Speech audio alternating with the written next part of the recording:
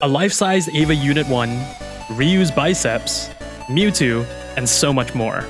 This episode of the 20M podcast features all the nerdy things we saw in Japan before we headed to Tokyo Game Show. We also chat about some of the things that we were most excited to catch at TGS, including some of the amazing indies and, of course, Final Fantasy VII Rebirth.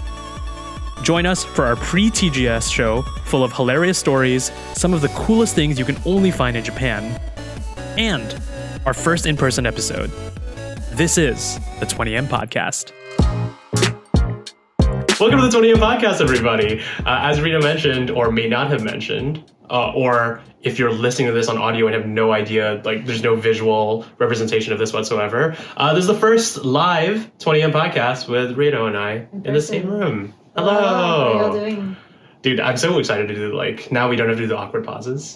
You know, like the trying to speak. Yeah, it's like, yeah, wait, no, you go ahead. You know what I mean? Like, now I can just cut you off, yeah, like IRL. Rude in person. Yeah, exactly. I just have to deal with it. Rino, how are you? It's good to see you in person. No, my hands are sweaty. That's gross. I don't know. You don't have to say that. I don't want. Oh. Yes. Kirby accepts me for who I am. I'm good. I'm really excited. You're here. We've got lots of friends here, and we're all here mostly for Tokyo Game Show, which we're going to talk about. So I'm really excited. How are you? I'm really excited. I'm actually really tired. Last night was the first, like, in the past 2 weeks, I think the most amount that I've slept as well. And that's because of, like, work, Tokyo Game Show, traveling, and all that kind of stuff. But Malaysia Direct. Oh my God. Let's talk about that a little bit. But I'm excited to be in Tokyo. But speaking of Malaysia Direct, what are your reactions to the Malaysia Direct that we hosted? My reaction? Yeah. How do you feel about it? I'm really happy and overwhelmed with the support we got. I mean, obviously in the region as well, there was a lot of like rallying from folks from Malaysia, from our friends from Indonesia. Sarah, oh my God, shout out! She was so great. Mm-hmm. But then seeing the reactions of people outside of Southeast Asia, saying like, obviously some of them saying that, you know, it was well produced now, which is like really nice. But ultimately it's about the games. And for them to say like, oh, I didn't know that these games were coming out in Malaysia. Oh, this one is cool. Oh, I'm going to keep an eye out for that. Katanarama came out the day before, and it was like great for them to see, you know, more of a push for them too. And I think that was really rewarding. I'm super happy. What about you? I think so as well. And it's like, again, I major love to all the like press and creators and friends that like you said, shared it and retweeted it and all that kind of stuff. But and folks that are also not Malaysian who did that. But I really wanted to emphasize that, like, again, it is about the games at the end of the day. And it's like, I don't think we showed off too much new footage. A lot of the games, I feel like people in the ecosystem knew. But I think we were talking about this off stream or off content. But to have video game, you know, like industry folks not from Southeast Asia, not from Malaysia, like, you know, like the tweet or engage or you'll probably watch the direct was such a heartwarming thing. Because at the end of the day, it's like the whole reason why I personally cover indie games is like, because we always knew there was a disconnect between international media and like general games coverage for Southeast Asian developers. So it's just awesome. But yeah, I love the sequence of the direct because like the fact that we ended with Katanarama just like had such a big bang to the thing. But all the other games were phenomenal as well. Yeah, everything was awesome. And then like I was in, because I know you were on a flight, but I was like in chat. And we had a lot of people, you know, commenting and then just getting super hyped. It felt like we were at a rock concert, and then like the headliner appeared like, Gigabash, Has, Metronomic. It was super. It was really, really fun. But if y'all haven't seen the Malaysia Direct yet, you can check it out on the link down below probably, or you'll find it somewhere around the 20M Podcast YouTube channel. But give some love to the developers because at this point of recording, we still have giveaways going for some of these games. I think that might be closed by the time this episode goes out. But like, support the developers, go wishlist their games, go buy their games, and just get excited, talk about their games. Maybe if you already have the game, you know, gift it to a friend and all that kind of stuff, because there's some awesome games that have come out from Malaysia past couple of years. Very cool. But on to more important stuff. Rino, what's going on? Why am I in Japan? Like, what's been happening? I believe your direction to me was like, I want to go to Kiddyland. Like, coming to Tokyo. Yeah, Tokyo Game Show is fine. Yeah, seeing friends is fine. But like Kiddyland, and like for those of you who don't know, Kiddyland is a toy store in Omotesando in Tokyo. And there are other branches. Like you saw the one in Osaka or Kyoto. Kyoto, yeah. It's like the Japanese version of Toys R Us, and like I told Arief, exactly like Toy Story. It's something that should be preserved in a childhood memory and not Not re-experienced as an adult. This isn't going to be a Kiddyland slander. For context, so like I've been in Japan for 2 days now, or sorry, I've been in Tokyo for 2 days now. And before we lead up to, you know, the TGS stuff and the industry stuff that we'll obviously get to later in the podcast, it was like, I want to do all the things that I haven't been able to do in Japan.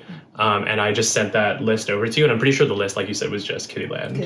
And one, like maybe the Evangelion store, but that's pretty much it. But yes, so here's my story about Kiddyland. And I think I told you a little bit about this, but like as a kid, when I would visit my friend, like my best friend growing up, because he was based here in Tokyo, that was the first time I ever experienced like a Japanese like toy store. And for my Malaysians that are watching this podcast, you know what a Malaysian toy store looks like. You know what I mean? It's like fake Ultraman here. It's like you never know what Digimon that is, if it's like a real Digimon or not a real Digimon or whatever. But this one, it was like everything was branded, everything was like super poppy, everything, there's jingles everywhere. So Kiddyland is like an ingrained special like place in my mind and my heart. So I go back every single year or every single time I get to go to Tokyo. Sounds like physical manifestation of TikTok before social It was media. my TikTok. Yeah, but Kiddyland. Before I get to my thoughts, what are your thoughts on Kiddyland? Or describe it to the folks that like don't know it too much. I have been to Kiddyland on my very first trip to Tokyo, and I've never been ever since. And since moving here, I've never been to Kiddyland until we went. Oh my God. Yesterday. And it's exactly what I thought it would be. It would just be like a ton of merch of stuff that I don't care too much for. You don't care about Studio Ghibli? I don't. You don't care about Kirby? There was a giant Kirby section. I don't care about the Sylvanian family. So Kiddyland in Omotesando is like 5 stories, I think, 5 or 6, somewhere around there. And each floor has like designated sections for different IPs. So you've got Hello Kitty, you've got the other Sanrio smaller cast, you've got Kirby, Studio Ghibli, Sylvanian families. So a few interesting. I think there was a Barbie section there as well. Yeah. So yeah, just like you're kind of like your regular toy store, and then there's also merch as well. So even though it is called Kiddyland, I do feel like a lot of adults go there to buy, socks with no face on it, or socks with like the Sailor Moon socks, things like that. Yep. And yeah, it was exactly what I thought it was going to be, which was okay. Yeah, I would argue it was a little bit of a letdown because I've been going to Kiddyland like every couple years or so when I stop by Tokyo, and this time I was a little bit disappointed by the offerings, you know. But I still had a great time. I mean, like the amount of this is usually where I get my souvenir like stuff. So like the Ghibli stuff that was there and whatnot. Just no Kingdom Hearts, a lack of Evangelion in general, and where was my Cardcaptor Sakura stuff? You know, there was only they had like a little bit of like Cardcaptor. Of course, stuff. They can't put Evelyn. Like it's a kid's store. It's a kid's store. You can't traumatize them at the age of like 8. Like an angel pinned to the cross or whatever. Yeah. Like, and then they're like, "Oh, is that Jesus?" Yeah, exactly.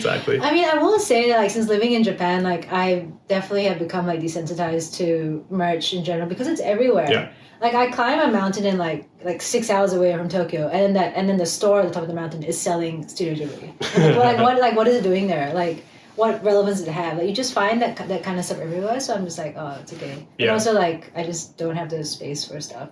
But it's nice to go with friends and to see you buy merch and see you get excited and film something. Like, okay, that's really cool. Yeah, I was really happy. But I think so it's a perfect segue to the next stop in our yesterday adventures in Tokyo. But we went to what's the building called? What's the Parco? Yeah, Shibuya Parco? Shibuya Parco. Yeah, and that was really cool because a lot of it was like fashion items, obviously, right? And it's but there, like you said, there was a floor that was like nerd. This is like what did you say? This is all where the weeb stuff is. The weeb stuff is. Yeah. So level 6 for Parco is basically where the Pokemon store is. Nintendo is there. Capcom, Monster Hunter has a little section there too. There's a couple of ones I know that weren't your favorite IPs, but did like Token, Rambu. I think those are more like Japanese. And there was one pop-up store, which at that time when we went, it was not relevant to us, but that's usually where Digimon is. And I think that is cool. Like, I know that floor will always impress people, like, especially when you come up the escalator and I think you just get greeted with, like, Mewtwo or you agree with the Nintendo sign. Yeah. It's just like, wow. And that's really, I think seeing, like, your favorite characters, like, larger than life in that moment is very cool. Yeah, I kind of agree. But it's also, like, it smacks you in the face with it, right? Because, like, Kiddyland's like, okay, you have floors that are, like, the toys and souvenirs and all the kind of stuff that you would get. But when we walked up to the Nintendo one, it was like you see the statues of the Nintendo characters in the Nintendo like store, and then you look left, and like you said, it's Capcom, and you see the Monster Hunter like display, which I thought was really awesome. But yeah, and then the Pokemon Center in the back. So like that one. Just seeing Mewtwo. Oh my god, yeah. No, but like legitimately, it's like the sleeping Mewtwo in like the so you know what I mean? iconic, right? It's awesome. So like that one was really cool. Obviously, there's a lot of tourists in Japan and Tokyo, and like especially that kind of spot. But like I'm pretty sure I like, almost kicked a kid like running. Because there's like kids running around the Pokemon Center. And it's like. Tip for like people that go, I guess, like watch where you're walking. You know what I mean? You don't want to punt a child like 4 feet. Honestly, it wasn't that bad yesterday. If we went, if it went on a weekend, that it would have been like impossible to move. But at least we went on a weekday, so it's just the tourists, like not the locals are at work. Yeah. I think it was really cool, but also we're in the Halloween season as well. So I think there was some stuff at the Pokemon Center that were Halloween themed, so that was really fun. But I think I was most impressed by the Nintendo like area. One super cool thing is I had no idea that you also get Nintendo points when you pay, like for the stuff. Because I think I told you, I was like, oh, they asked like, oh, do you have a Nintendo account? I'm like, yeah, of course. Like, what am I gonna do? Like, an achievement on my Nintendo account. Like, thank you for buying our physical goods or something like that, you know? Consumerism unlocked. Yeah, exactly. No, but apparently you can redeem some Nintendo points through that, like buying stuff. So it's just such a cool closed loop ecosystem because you had the merch, t-shirts, plushes, like apparel and all that kind of stuff. But you also had the Switch section. So you could actually buy games, which is like, I don't know, for me, I don't know why they're two separate things in my mind. Because like merch is merch and games is games. But to have everything in one spot and then have Link like gaze at you with those like dreamy eyes was just something else. I'm still really disappointed that you didn't buy your Tom Nook shirt. Complete the look. Official Tom Nook shirts, yeah. No, they were for children. I don't think I could have worn it. They were very cute though. I like that section. I don't vibe as much with Animal Crossing, but I think that was my favorite one. And then I know there was a huge Splatoon section, which we're not big Splatoon people. Yeah, we don't like squid. That was very cool. We don't like squid. Yeah, that one was really nice. And then I think right after we also went to the Capcom area, like I said, which I thought that was really nice, like the Street Fighter stuff. But the ones that I think the stuff that I saw that was really funny was that they had the Umbrella Corporation, but they had like little pills. I don't know the Resident Evil lore for the record, but I'm assuming it's like medical stuff, but they were like candy or something like that. So it's like such cool, funny merch to have at like official video game. What was the thing that we picked up and you were like, oh, what's this? And I'm like, it's a nail kit, so there's like a nail file. I think it was a Devil May Cry, like a Devil May Cry, like what is it, like amenities kit or whatever. A friend who you were like, oh, should I get it for a friend? I'm like reading it, it's like cuticle oil, nail file. Okay. Yeah, God bless Japanese merch where it's like super functional despite being like incredibly nerdy. Yeah, that was good. What else was on that floor before we move on to anything else? I mean, for folks who are big anime fans, there's a really cool jump store there. We didn't check it out as much in detail, but it has, all your mainstays, like your One Piece. There's a giant statue of Luffy at the front, Naruto, and all of the classics, but they also have, like, your Jujutsu Kaisens and things like that. Well, that was really nice. And on the outside, I don't know if many people saw that, but, like, we went through the side exit, and there's, like, the Mario statue. Yeah. We're going to put a photo of you with the Mario statue. With the Mario statue, yeah. That was cool. That was really cool. Yeah, but I think before, like in that same building, there was the things that I thought were super cool and contemporary as well were like the fashion stores. So we stopped by this place called, I wrote it down here because I forgot, it was like Torch, I think. And they're like a collaboration, I'm assuming, but they did a collaboration with all the FromSoft properties. So you had some Sekiro, but you had Bloodborne, you had obviously Dark Souls, and then Elden Ring for the most part, that you were greeted with the pot guy in the front of that store. But to me, I thought it was super cool because it's like modern fashion, but you're taking these kind of like IPs. So I thought some of the designs were pretty cool, but a little bit lackluster for what I would wear. But then you look next door, and then the Evangelion radio store was there, and that stuff is like, I was texting somebody else today. I was like, that's high fashion. Yeah. Like it's really expensive clothes, but that stuff that's like really, really good apparel that just so happened to be Evangelion related. So that was my favorite part of that excursion. I think as we were going up the escalator as well, like, I know you're not big on this, but like there was a JoJo section as well. And like the JoJo anime and manga is very closely tied with fashion anyway, so it kind of makes sense. And so Parko is a great store. So level 1 to 5 is all fashion. Level 6 is the weeb section, as we talked about. But I feel like nowadays, especially in Japan, fashion and like nerdcore are slowly getting more intertwined and in much more like meaningful and really artistic ways. There was I mean obviously this was a couple years ago so you didn't see it but Burberry did a collab with an anime called Blue Period, which is an art one, and then I think Brooks Brothers did one with Blue Giant, which is a jazz anime. Oh, that's awesome. So it's cool to see like not just your streetwear but like your high fashion, like things that you imagine would be more like, you know, highbrow. Yeah. Coming like collaborating with, you know, tasteful anime, tasteful manga, tasteful games. So no, that's really, awesome. really, really cool stuff. Yeah, because like again, for me, fashion is like, you know, Japanese fashion. I think that the world is kind of like understood like that style and aesthetic, even though there's like 100 different styles and aesthetics. But to be so nerdy but be still so fashion forward is like the dream for me. So that was flipping awesome. Yeah. I think that was all that we saw yesterday. What else have we been doing over the past 24 hours? Because this is like kind of like a more vloggy day in the life with Rino and Arief here in Japan before the madness of Tokyo Game Show ensues. What other funny stories have we had? I think it would be remiss to not mention how hot it's been. Oh my god, I was gonna bring it up. I'm miserable right now. You gotta be real with the folks, oh man. My and god. I tell people it's hot in summer in Japan. So all Southeast Asians think like we're the best at dealing with the heat. I was like, oh, it can't be that bad. And I'm like, guys, it is that bad. It's so hot. It is more humid than Malaysia, probably as hot as Malaysia, and you're walking everywhere because you don't drive here. Yeah. And even if you take the trains, like you still need to walk like 10-minute distances, and that's all you need to just like drench your shirt in sweat. It's not pleasant. I'm embarrassed, and like I usually sweat, and like and I mean this to all the Southeast Asian folks that are listening and watching all that kind of stuff. It is so flipping hot here. Like you said, the humidity is the one that I think like has set me over the edge. I have 3 t-shirts in my bag next to me just for this one day kind of a scenario.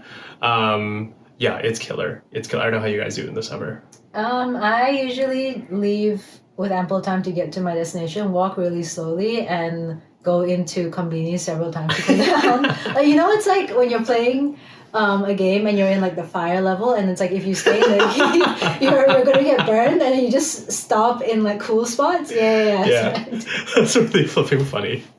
No, that's absolutely accurate. Yeah. There's like you'll probably see so as we're recording Tokyo Game Show is tomorrow, but you'll probably see when we get to the event space there'll be people wearing like these like rings around their neck and the AC things. The AC things, but also just like cooling rings. So like you just you can put it in the freezer, or sometimes people get it and it just freezes on its own, and it's cool to touch. So it cools you down on your neck.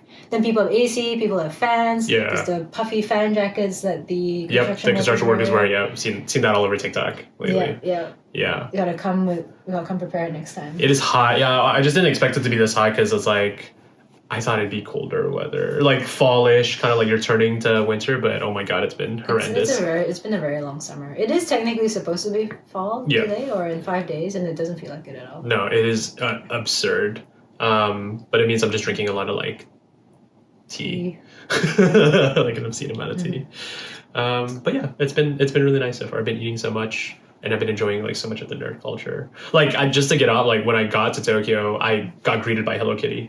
So I guess like 2 things. Like when I got to Tokyo, got to Japan, I got greeted by Hello Kitty because my train I landed in Osaka, went to Kyoto. There was a Hello Kitty train. I'm like, oh, this is nice, nerdy, and it's like Japan. You know, it's what you expect. And then the first place that my friends bring me to when in Kyoto is the Toei Studio Park or something in Kyoto, and I'm greeted by a giant Evangelion, and it is like a dream come true. It's like now we're in Japan. This is awesome. Like, having like a fever dream or something. Oh, absolutely. It's not real. Deprived for 2 weeks, and suddenly you're like, Eva's right in front of you. Like, yeah, I'm on like 3 planes in the past like 72 hours or whatever. I'm like, Eva-Unit 1, you know what I mean? But just the last one on that one is like, yeah, you get to go up the Eva-Unit 1 thing, and I'll show some footage here and whatnot, right? And then you're greeted by the team of Nerve, and you're initiating your pilot process basically. And then at the end of the entire experience, you see how much you sync with the Eva, but you also get to sit in the pilot chair, and it does the whole like da, da, da, da. I'm afraid of copyright music, but you know what I mean? Like, and then like you get to pilot Eva-Unit 1 basically. But that was like peak of my trip so far. You know, on Twitter, there's like a few Twitter accounts that report when there's like earthquakes happening. Yeah. And there's like the one that's in English is owned by like Nerve. No. We'll put a screenshot up here, but like the account, it says like I don't know, it says something about earthquakes, but then it's like NERV. No way. Literally like yeah. That's a whack stuff, man. Funny. That's crazy. Yes, but anyway, all the fun shenanigans aside, we are here for Tokyo Game Show. Rino, do you want to walk us through a little bit of like what Tokyo Game Show is and what we'll be doing at TGS? Yeah. I think, I mean, as the name indicates, it's a game show in Tokyo, but it's probably one of the more well-known ones globally, and especially within Asia. I'd say it's probably the biggest one. And this is the first year that it's been fully open to everyone. So obviously with the pandemic, it was closed. Last year it was open, but very select media were able to come because you still needed like business visas. So there were not many folks, unfortunately, coming from overseas. But this year, as you've seen, we've got lots of friends who are out and about doing stuff. This is like the first proper fully open one. And I think I did see like an official press release from Tokyo Game Show saying this is the biggest it's ever been, which is really exciting, really nice that events are coming back in full force after such a couple of rough years. And it's great that, Tony M is official media coming through to cover the event. Yeah. I think it's awesome. And it's like, so many times, like a lot of us, I think, like that observe the games industry and stuff like that, you always hear about Tokyo Game Show. In the past couple of years, Xbox has really doubled down, and I think Square as well, have been showing off special things at Tokyo Game Show. But I feel like there's a growing presence from a, like you said, international perspective for TGS that has become one of those mainstay international events alongside, Gamescom. Paris Games Week, I feel like used to be up there, but I feel like now they're kind of like in flux. But yeah, the fact that we're both here for TGS is flipping awesome. But I guess I'll get right to what we're excited for, because at the time of this recording, it is tomorrow. You'll obviously be seeing like more coverage from us at Tokyo Game Show and all the stuff that we played and all the stuff that we've done and all that like in coming videos. But as of right now, before we jump into TGS, what are you most excited for, Rino? I think we should just take it off and get it over. But like everyone who is everyone is excited for Final Fantasy VII Rebirth.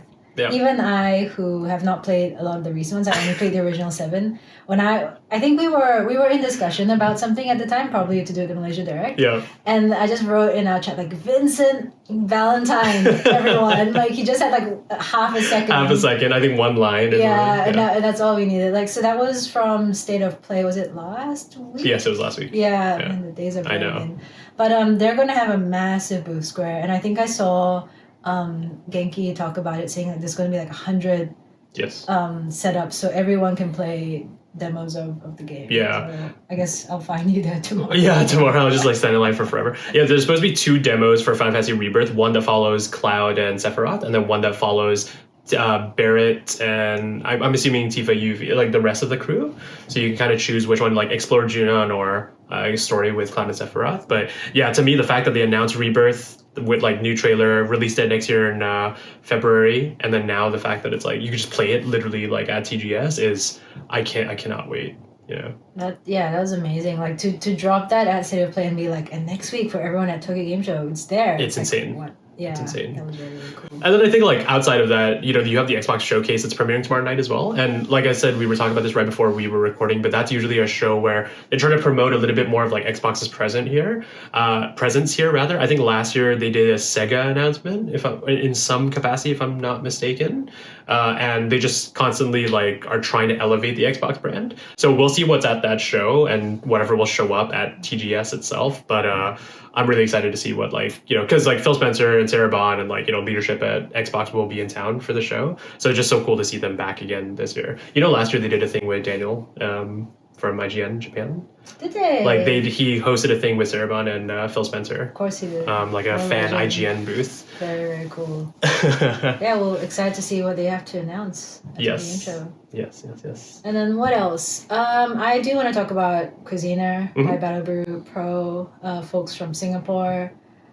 I actually met them for the first time at Tokyo Game Show last year. So I met Sean last year at Brian's recommendation, Brian from Musebreed. It was really cool because I only met a lot of the folks in person last year, and it was just like, oh, you got to go there. And I'm like, oh, they told me to come here. And I was just like passing, just felt like I was like questing. But their Cuisineer is finally coming out. I believe the release date, as I saw on Steam, is November 10th. Yeah. So very, very soon. For folks who don't know, it's Hades meets Diner Dash with a whole bunch of furry characters. And I really love the aesthetic. I think this is a game that both of us will probably end up enjoying. Yeah. Yeah, but I think we talked about this on the show a couple of weeks ago or a couple episodes ago. But like that's a Southeast Asian game. Again, like you said, Singaporean Southeast Asian game that's been at so many trade shows, and I've been around the team a lot as well. I haven't tried their game out. And it's because at every trade show, it's like, oh, hey, good to see you. Yeah. Then no, it's impossible. I couldn't play it either at Bit Summit. Like, it was like packed? I waited. I became friends with the booth guy because I was there every day trying to play it. And then, like, after a while, I'm like, look, I gotta go for another meeting. He's like, oh, I'm so sorry. We'll come back later. Yeah. And I'm like, it's fine. I'm happy. I'm happy for Sean's success. And I was also looking for Sean, and he was like a rare Pokemon. Really happy to find. Yeah. But it's amazing, again, that Southeast Asian game got picked up by, XC and Marvelous, who I absolutely love because I'm a big Harvest Moon Story of Seasons nut. Yeah.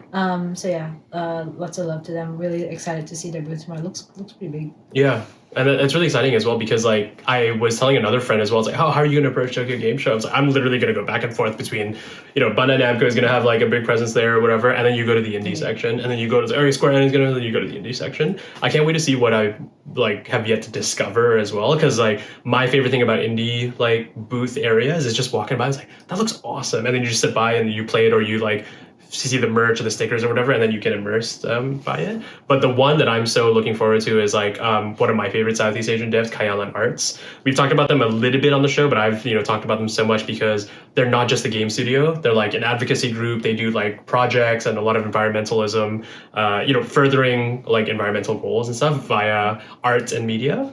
But they did a game called Samudra, like sometime a couple of years ago. But you become a good friend, but he's showcasing I Need Space, which is their upcoming game. It's a great name. It's such a funny thing, and it's all, and whenever they're marketing it, it's like yelling as well. It's like, I need space. But it's like, it's a game that is set in space. There's some puzzle elements to it. I've yet to understand what the full game is about, but I can imagine it's very artistic and like metaphorical and meaningful. But I can't wait to see folks that we would usually see back home, but have a presence here at Tokyo. I think it's like super cool. Space is such a theme this year. Yeah. Like space in every sense of the word is and I mean like talking about that as well, like another title that I'm really excited for is of course like Zenless Zone Zero. Yeah. So that's by Hoyoverse. I am ashamedly a Hoyoverse simp. They're not against Genshin. We both play Star Rail. I think they announced Zenless, was it at Gamescom or PAX? I think it was at Gamescom.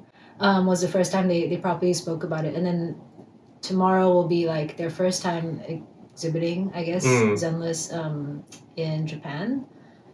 And yeah, I mean, have you tried that? Well, that was the one before Star Rail came out. When I saw that, I was like, that looks like a Hoyoverse that I want to play. A Hoyoverse game that I want to play. Because you like the furry. No, it's not because of the furry. All of the like furry wielding a sword or whatever. It seems kind of cool. No, it's like the tech, like modern tech kind of element, like streetwear, techwear kind of like vibe. But it feels like the world ends with you. Right? That kind of vibe. Yeah, that kind of thing. Yeah, absolutely. So I'm excited for that as well. But then you also have to mention, obviously, like Atlas has a big presence there as well. And we were just talking about the stupid the Instagram story. Can we please? Oh my God! Please lay it out. It's so funny. So yesterday I was having dinner in Shibuya, the Shibuya area, and I was gonna meet Dale, who writes for IGN Southeast Asia, and I was like, hey man, like let's meet up in Shibuya so that we can go to our next place together. And I'm walking back with my group of friends from dinner, and it's like, oh, let's meet at the crossing. And in my mind, I'm like, it's going to be so busy at the crossing. It's going to be ridiculous. I don't know how to find Dale. So I'm texting him as I'm walking through like Shibuya. And I'm like, how do I like, I think he proposes like, meet at this place. I forgot what he said in particular. And then I was like, I don't know where that is, man. Like, what do you mean? And he's like, it's where the Sun Arcana is in Persona 5. And I'm like, oh, I know exactly where that is. We immediately go there. I'm like, oh, Dale's there. You know what I mean? Like, Persona 5 has taken over. Like, I feel like so many people who are not in Japan or not super familiar with Tokyo, like, ingrained in our minds of where things are geographically. Funny. It was so embarrassing. I'm embarrassed. I'm embarrassed. I think, so I saw the screenshot. I think either you or Dale suggested Hachiko. Yeah, I think it was Dale. And Hachiko is like the most iconic landmark in Shibuya. It's like where everybody meets. Yeah. And like two you were like, nope, don't know what that is. Sun Arcana, like, all right. Oh, yeah, it's where you talk to the politician in Persona 5. Makes total sense. Jesus Christ. Yeah, so Sega Atlas will be a Tokyo Game Show. Like, excited to see like Persona 5 Tactica, but like, man, if that company is just like again percolated in people's brains like no other company has. I feel like when it comes to modern Tokyo. I saw them last year. I think I mentioned this to you. I don't know if I mentioned on the podcast, but like it's one of those games that I hadn't played Persona 5 at that time yet. But I saw the booth and I saw Morgana and I was like, I'm gonna like you at some point. So I'm gonna start taking photos of you first. And then like 1 year later, I'm like, yes, I'm glad. I got the photos. I'm glad I saw Morgana because now I know what you are now. Yeah, but otherwise, I think like TGS is going to be a really exciting one for us because we're meeting some people there, and hopefully we have by the time this comes out like had a fruitful kind of like discussion and chats with like folks that have games coming out or companies as well. But because I know like the B2B side is like important for us too. But from a consumer perspective, like look, we're going to try to film as much as possible when we're out there, like showcase as much as we can showcase, and then give you our impressions of like some of the games and experiences that we had. But I'm really also just looking forward to all the junk that we're gonna, you know what I mean? Just like random flyers or like paper cutouts, clear files. Like that's what I'm most like as a, I don't know, game, how do you call it? Like convention goer. Like that's usually the most exciting thing for me. Yeah, there'll be lots of Uchiwas like fans as well. Like, oh my god, yes. Everyone will take. That'll be cool. And then there'll be tons of merch for you to get. What did I get last year? Oh, my Dragon Quest cup. Very cool. I got that last year. That's very cool. Yeah, I'm sure you're gonna. And then Kojima will probably have a store too. So. Kojima does have a store for the record. Like the two stops I'm going to is the Square Enix store, and they already released what they would be getting there, so I've already planned my purchasing, and then the Kojima store as well. I aspire to one day have a store just like with my just like the Reno. The Reno store. That's it. Just like because it's not even like Metal Gear Solid. It's Kojima. No, it's Kojima Production store, but like yes, it's in the name. Yeah. Well, I guess that's it for the episode. I know we just wanted to record a short one because we've got a super busy week in Tokyo. But again, episode 25 of the 20M podcast, and it's our first in-person podcast. But not our last in-person podcast, Rito. What's going to be going on the next couple of weeks, next couple of months? We will be at Gamescom Asia, which I think we've already announced in the previous episode or at somewhere on Twitter. But yeah, we'll be there. 20M Podcast is there as a media partner. We'll also be there, hosting various different activities. So come through, say hi. But yeah, we'll hope to record a lot of stuff there. Yeah, I'm super excited for it. And if you all want to consume more 20M content in lieu of like, I don't know when we're going to be posting or uploading, and like, we're traveling a crazy amount, but we still want to show the stuff off. But if you want to see more 20M podcast stuff, like I'd say the Malaysia Direct is probably the biggest thing right now, which is, again, for those that didn't catch the flow or, this is their first podcast they're listening to, we worked with developers in Malaysia to showcase 11 independent titles via a direct format. And we're able to have developer kind of like moments, videos of them showing off their game and talking about, Malaysian references or the impact of what Malaysia had on their games, but also a bunch of trailers for Malaysian-made games. So that was super exciting. So go check out that video. Yeah, and shout out to Amanda, Zorzi, and Zyme for making it super polished and not like a typical jank. Oh my god. It actually looks good, and we can actually proudly share that with everyone. So. Dude, they killed it. Like the Malaysia Direct is not because of us; it's because of them. They like elevated it to like from a 20 to like a 200. Yeah, the 200M. The 200M podcast. From us in Japan, we'll see you all on the next one. Take care. Bye.